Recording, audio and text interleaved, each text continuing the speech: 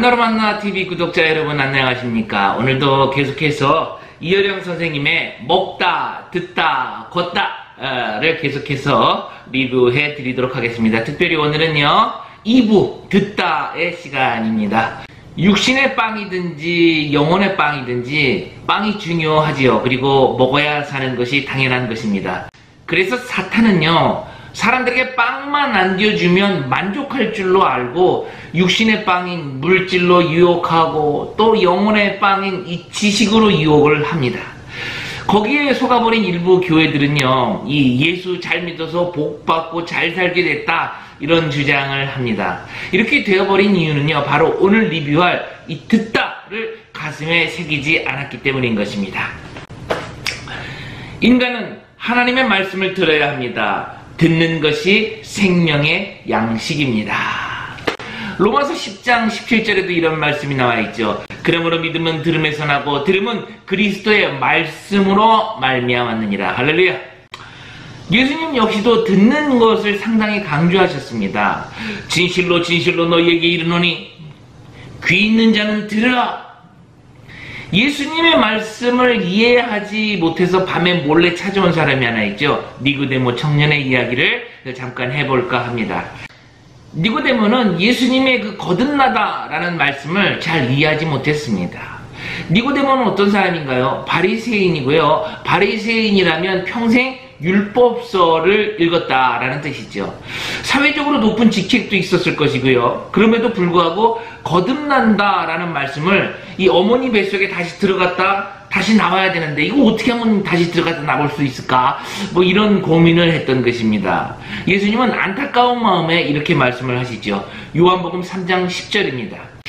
예수께서 그에게 대답하여 이르시되 너는 이스라엘의 선생으로서 이러한 것들을 알지 못하느냐. 그리고 그 유명한 요한복음 3장 16절의 말씀이 등장하게 되는 것입니다. 하나님이 세상을 이처럼 사랑하사 독생자를 주셨으니 이는 그를 믿는 자마다 멸망치 않고 영생을 얻게 하려 함이니라. 니고데모는 어머니 뱃속에 들어갔다 나와야 하느냐 하는 땅의 일을 물었지만 예수님은 하나님이 독생자를 주셨으니 그를 믿으면 영생을 얻는다는 하늘의 일을 말씀하셨습니다. 눈을 들어 영생을 주실 하나님의 아들 예수를 믿으라 라는 것입니다. 귀 있는 자는 들어야 예수님의 말씀을 믿을 수 있습니다. 성경에 있는 그 말씀 중에 들음에 대해서 가장 확실하게 나타나 있는 부분은 누가 뭐라고 해도 그 마르다와 마리아의 이야기일 것입니다. 분주하게 일하는 마르다의 불평에 예수님은 오히려 마리아를 칭찬을 하시죠. 그리스도인들은 하나님의 일을 하는 사람이 아니라 하나님의 말씀을 듣는 사람이어야 합니다. 여기서 잠깐 원어 공부를 한번 해볼까요? 누가복음 10장 40절 상반절에는 이런 말씀이 나와 있습니다. 마르다는 준비하는 일이 많아 마음이 분주하니라. 이 준비하는 일이라는 말이요 이 헬라어로 디아코니아, 바로 오늘날 우리 교회가 그렇게도 중요시하게 얘기하는 사역입니다. 사역.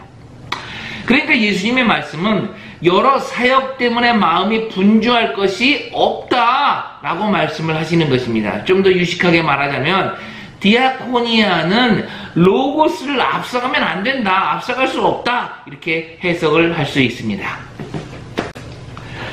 마르다의 문제는 예수님의 로고스를 놓쳤다는 데 있습니다. 예수님이 마르다의 집에 들어가신 이유는 여전히 하나님 나라의 말씀을 전하시기 위해서였습니다. 이 점을 기억해야 해요. 이렇게 얘기하면 또 이제 앞으로 난 뭐 사역 안 해, 앞으로 나는 교회에서 봉사 안 해 이렇게 말씀하시는 분들이 계실지도 모르겠습니다. 봉사가 중요하지 않다라는 말이 절대 아니죠. 우선순위에 관한 이야기입니다. 주일 아침에 교회에 이 누구보다도 일찍 와서 주방 봉사하고 밥 준비하고 반찬 준비해놓고 이제 일부 예배 들어와서 주일학교 교사 활동하다가 이제 대예배 시간에 찬양팀으로 성가대로 뭐 음향 무슨 안내 방송으로 이렇게 열심히 일하다가 또 이제 예배 끝나면 부서 활동 가가지고 부서원들 또 열심히 섬겨드리고 그리고 녹초가 돼서 집에 돌아와서 오늘 주님이 나에게 무슨 말씀을 주셨는지 교회에서 상상을 초월할 정도의 봉사를 했는데 하나님과의 관계, 나와의 관계는 도대체 어떤 관계가 있었는지, 하나님과의 관계를 잃어버린 주일은 아니었는지, 이런 이 들음에 대해서 자신을 돌아봐야 할 것 같습니다.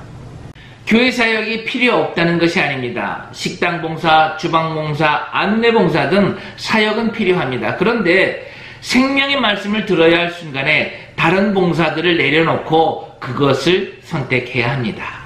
그리고 생명의 말씀 듣기를 미루게 하는 사역이라면 지혜롭게 선택할 필요가 있다는 것이죠. 우리는 모든 것을 할 수 있는 사람들이 아니기 때문입니다.